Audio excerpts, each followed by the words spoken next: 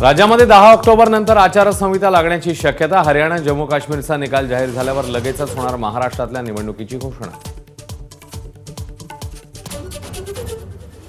मवियाचा जागा वाटपाचा फॉर्म्युला ठरला. ठाकरेंची शिवसेना 100, काँग्रेस 100 तर पवारांची राष्ट्रवादी 84 जागा लढणार. माझाला माहिती. मित्रपक्षांना 4 जागा राखीव.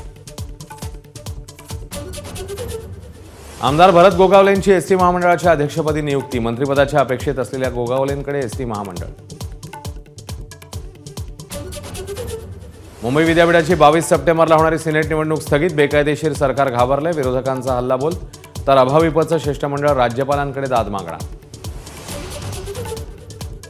म्हाडानंतर सिडकोच्या घरांच्या किमतीत 10% कपात. लवकरच घरांची जाहिरात निघण्याची शक्यता. लालबागच्या राजाला भाविकांनी अर्पण केलेल्या दानाची मोजदाद पूर्ण. गणेशोत्सवातील 10 दिवसात 5,65,90,000 रोकड जमा.